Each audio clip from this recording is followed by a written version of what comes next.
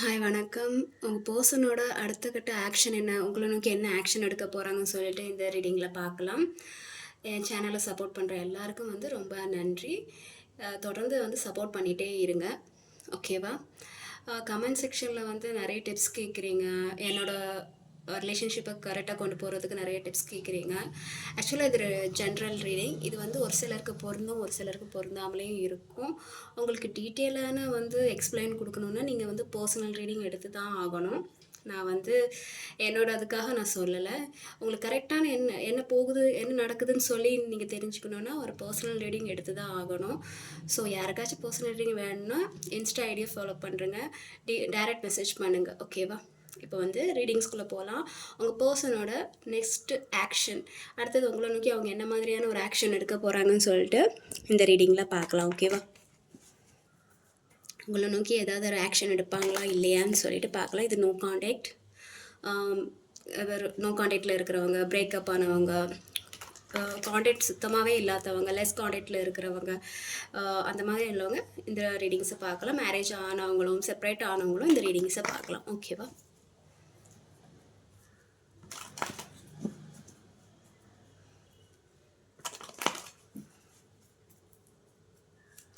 உங்கள் பர்சனோட next action என்ன, உங்களை நோக்கி என்ன மாதிரியான ஒரு அடுத்த கட்ட ஏதாவது ஒரு நடவடிக்கை எடுப்பாங்களா இல்லையான்னு சொல்லிக்கிட்டு இந்த ரீடிங்கில் பார்க்கலாம். இது ஒரு ஷார்ட் ரீடிங் மாதிரி தான் இருக்கும். ஸ்பீடாக பார்த்துக்கலாம்.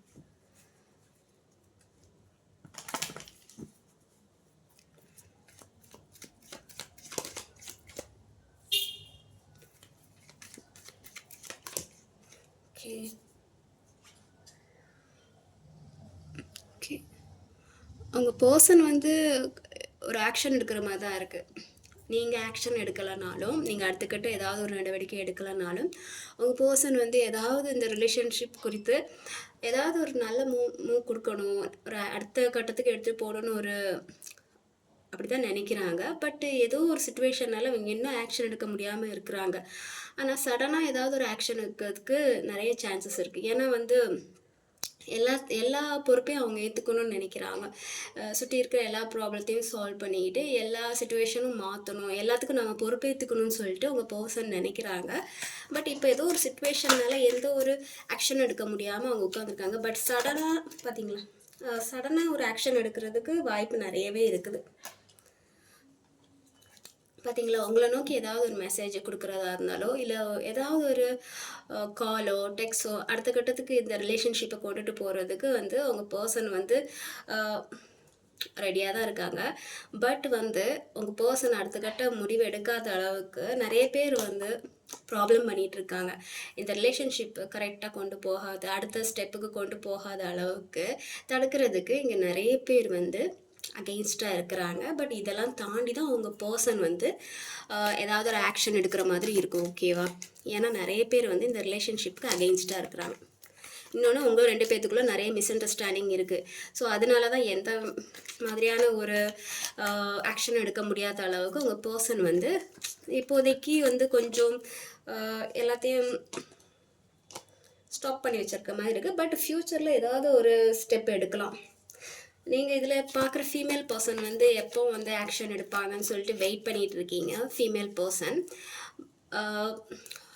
மேல் பர்சனும் ஏதாவது அடுத்தது ஏதாவது ஒரு எடுக்கணும்னு தான் நினைக்கிறாங்க. ஏதாவது ஒரு சேல் பண்ணணும் அப்படின்னு சொல்லி தான் வெயிட் பண்ணிகிட்டு இருக்காங்க. பட் எதுவும் கரெக்டாக அமையலைன்னு நினைக்கிறேன். ஃபீமேல் பர்சன் வெயிட் பண்ணிகிட்டே இருக்காங்க. ஏதாவது ஒரு மெசேஜ் வந்துடாதா, கால் வந்துடாதா, ஏதாவது அப்படின்னு சொல்லிட்டு வெயிட் பண்ணிகிட்டே இருக்காங்க. இதை பார்க்குற ஃபீமேல் பர்சன் கொஞ்சம் அவங்க ஃபோக்கஸை கரியரில் ஃபோக்கஸ் பண்ணுற மாதிரி இருக்குது. ஓகே, லவ் பண்ணதெல்லாம் போதும், இப்போ கொஞ்ச நாளைக்கு நம்மளோட கரியரை ஃபோக்கஸ் பண்ணலான்னு சொல்லிக்கிட்டு அவங்க இருக்கிறாங்க. பட் அதே சமயம் நீங்கள் ஏதாவது ஒரு மெசேஜோ காலோ போடுவீங்களா, அதாவது உங்கள் பார்ட்னர் ஏதாவது ஒரு மெசேஜோ காலோ போடுவாங்களான்னு சொல்லிட்டு வெயிட் பண்ணிகிட்டே இருக்காங்க. ஓகேவா? பட் உங்கள் பர்சன் உங்ககிட்ட ஏதாவது ஒரு காண்டாக்ட் பண்ணணும்னு தான் நினைக்கிறாங்க. ஏன்னா நீங்கள் இல்லாமல் அவங்க கொஞ்சம் கஷ்டப்பட தான் செய்கிறாங்க. மேபி உங்கள் 2 பேர்த்துக்குள்ள சுத்தமாகவே ஒரு காண்டாக்ட் இல்லைங்கிற மாதிரி தான் தெரியுது. ஏதோ ரீசெண்டாக ஏதோ ஒரு சமயத்தில் ஒரு பிரேக்கப் மாதிரியான ஏதோ ஒரு சண்டை 2 பேருமே டோட்டலாக ஒரு காண்டாக்டே இல்லாத மாதிரி அளவுக்கு ஏதோ ஒன்று நடந்திருக்கு. ஆனால் ஆனால் 2 பேரும் வந்து இப்போ என்னென்னா ஒருத்தவங்க வந்து ஓகே உங்கள் மேல் பர்சன் வந்து உங்களை கண்ட்ரோல் பண்ணணும்னு நினைக்கிறாங்க. ஃபீமேல் பர்சன் வந்து ஓகே நம்ம கரியரை ஃபோக்கஸ் பண்ணலாம் அந்த மாதிரியான ஒரு தாட்டில் இருக்காங்க. ஆனால் அவங்க பார்ட்னர் வந்து கண்டிப்பாக ஃப்யூச்சரில் வந்து ஏதாவது ஒரு ஸ்டெப் எடுக்க சான்சஸ் இருக்குது. ஏன்னா அவங்க இந்த வலி அவங்களால வந்து தாங்கிக்க முடியல. ஸோ ஏதாவது ஒரு அடுத்த கட்ட ஒரு ஆக்ஷன் எடுக்கலாமான்னு சொல்லிட்டு அவங்க வந்து யோசிக்க தான் செய்கிறாங்க. 2 பேருமே கஷ்டப்படுற மாதிரி தான் தெரியுது. இந்த பிரிவினால் 2 பேருமே ரொம்ப கஷ்டப்படுறீங்க. இது வந்து நோ கான்டாக்ட் அப்புறம் வந்து பிரேக்கப் ஆனவங்க. ஒரு சிலருக்கு பொருந்தும், ஒரு சிலருக்கு பொருந்தாமல் கூட இருக்கும். ஓகேவா? பொருந்துறவங்க எடுத்துக்கோங்க. பட் ஏதோ ஒரு விஷயம்னால அவங்க வந்து கண்ணை கட்டி விட்ட மாதிரி இருக்காங்க. ஏதோ ஒரு சம்திங் பாஸ்டில் நடந்த ஏதாவது உங்களுக்குள்ளே நடந்தால் ஒரு துரோகமாக இருக்கலாம், இல்லை ஒரு பெயின்ஃபுல்லான ஒரு மெமரிஸாக இருக்கும். ஸோ மறுபடியும் அந்த மாதிரி ஏதாவது நடந்துடக்கூடாதுன்னு சொல்லிக்கிட்டு அவங்க பர்சன் வந்து கண்ணெல்லாம் மூடிட்டு கையை கட்டிக்கிட்டு பரவாயில்ல எனக்கு வலிச்சாலும் பரவாயில்லன்னு சொல்லிக்கிட்டு எந்த ஒரு மூமெண்ட்டுமே பண்ணாமல் வந்து கஷ்டப்பட்டுட்டு இருக்காங்க. ஓகேவா? ஏதோ ஒரு பயமும் இருக்குது. யாராவது அவங்கள வந்து த்ரெட்னிங் பண்ணலாம். நிஜம் கண்டிப்பாக அவங்க பர்சன் வந்து வருவாங்க. அவங்க வந்து உங்ககிட்ட வந்து உங்களை இழக்க விரும்பலை, அவங்கள வந்து மிஸ் பண்ண விரும்பலை. அவங்க உங்ககிட்ட வரணும்னு நினைக்கிறாங்க. பட் ஏதோ ஒரு தடுமாற்றம் இருக்க தான் செய்யுது. உங்ககிட்ட வர்றதுக்கான ஒரு தடுமாற்றம் இருக்க தான் செய்யுது. ஏதோ வந்து அவங்கள கட்டி போட்டு தான் வச்சுருக்குன்னு சொல்லலாம். மேபி ஒரு வேளை நீங்கள் வந்து உங்ககிட்ட வந்து அவங்க பேசினா நீங்கள் வந்து ஏதாவது ஹர்ட் பண்ணிடுவீங்களோன்னு சொல்லிட்டு அவங்களுக்கு ஒரு பயம் இருக்குது. மேபி அவங்க பாஸ்டில் அவங்கள வந்து கஷ்டப்படுத்தியிருக்கலாம். ஸோ அதே வந்து நீங்கள் ரிப்பீட் பண்ணிடுவீங்களோன்னு சொல்லிட்டு அவங்களுக்கு கொஞ்சம் பயமாக இருக்குது. ஸோ அதனால் அவங்க என்ன பண்ணுறாங்கன்னா அவங்கள நீங்களாக வந்து அவங்கள அக்செப்ட் பண்ணிச்சுன்னா ஓகே நம்மளா போக வேணாங்கிற ஒரு இதில் அவங்க இருக்கிறாங்க. அவங்க எமோஷனலில் வந்து கண்ட்ரோல் பண்ணிகிட்ருக்காங்க. பார்த்தீங்களா? அவங்களுக்கு எமோஷ்னல் இருக்குது, வரணும்னு நினைக்கிறாங்க. பட் நீங்கள் இந்த மாதிரி ஏதாவது அவங்கள ஹர்ட் பண்ணிடுவீங்களோன்னு சொல்லிட்டு அவங்க எமோஷ்னலே கூட அவங்க போராடிட்டு இருக்காங்க. போகக்கூடாது, நம்ம எமோஷ்னலை வந்து கண்ட்ரோல் பண்ணிகிட்டு இருக்கலாம், நான் இனி கொடுக்க போகிறதில்ல இந்த எமோஷ்னல்லாம். நீங்கள் ஏதாவது ஹர்ட் பண்ணிடுவீங்கன்னு சொல்லிட்டு பயந்து அவங்க வந்து அவங்க எமோஷ்னல்லாம் கண்ட்ரோல் பண்ணிவிட்டு அவங்களோட கரியர் அந்த மாதிரியான ஒரு விஷயத்தில் ஃபோக்கஸ் பண்ணிகிட்டு இருக்காங்க. ஆனால் அவங்க தனிமையில் தான் இருக்காங்க. நீங்கள் இல்லாத வாழ்க்கை வந்து அவங்களுக்கு கொஞ்சம் தனிமையாக தான் இருக்குது, ரொம்ப அது பெயின்ஃபுல்லாக தான் இருக்குது. ஆனாலுமே வந்து ஓகே அது இருந்தால் கூட பரவாயில்ல. அவங்களோட என்ன சொல்கிறது, அவங்களோட பிரைடு, அவங்களோட என்ன சொல்கிறது கெத்து அதெல்லாம் விட மாட்டேன், நான் என்ன தான் கஷ்டப்பட்டாலும் ஓகே அந்த இதெல்லாம் விட மாட்டேன் அப்படின்னு சொல்லிக்கிட்டு அவங்க பிடிவாதமாக அவங்களோட பார்த்தீங்களா? ஸோ அதனால தான் வந்து உங்களை அவாய்ட் பண்ணுறாங்க. நீங்கள் ஹர்ட் பண்ணிக்கிறது ஆக்சுவலாக அவங்க ஹர்ட் பண்ணலாம், பட் நீங்கள் ஹர்ட் பண்ணி அதை வந்து அவங்களால தாங்கிக்க முடியாதுன்னு சொல்லிக்கிட்டு அவங்க வந்து உங்களுக்கு மெசேஜ் பண்ணாமல் அவாய்ட் பண்ணுறாங்க. இது எப்படின்னா, எனக்கு அந்த பெயின்ஃபுல்லான ஒரு விஷயம் எனக்கு வேணாம், ஸோ வந்து நான் ஒதுங்கிடுறேன். அந்த மாதிரியான ஒரு விஷயம் இந்த ரிலேஷன்ஷிப்பில் நான் பார்க்குறேன். இதில் நிறைய சீட்டிங் இருக்குது, நிறைய துரோகம் இருக்குது. இந்த ரிலேஷன்ஷிப்பில் நிறைய பெயின்ஃபுல்லான சுச்சுவேஷன் அமைஞ்சிருக்கு. ஸோ மறுபடியும் இதே மாதிரி ரிப்பீட் ஆகிடக்கூடாதுன்னு சொல்லிட்டு உங்கள் பர்சன் என்ன பண்ணுறாங்கன்னா, நீங்கள் வந்தால் அவங்க கண்டிப்பாக ஏற்றுப்பாங்க, பட் அவங்களா வர்றதுக்கு ரொம்ப யோசிக்கிற மாதிரி தான் இருக்குது. நீயா வந்தால் நான் ஏற்றுக்கிறேன், பட் நானாக வந்து வர்றதுக்கு அவங்களா வர்றதுக்கு கொஞ்சம் யோசிக்கிறாங்க. உங்களுக்கு ரீசெண்டாக வந்து உங்களுக்கும் உங்கள் பர்சனுக்கும் இடையில் ஏதாவது ஒரு ப்ராப்ளம் நடந்து ரொம்ப ஒரு பெரிய ஒரு சண்டையோ ஏதோ நடந்து தான் நீங்கள் வந்து இப்போ பேசாமல் இருக்கிறீங்கன்னு நினைக்கிறேன்.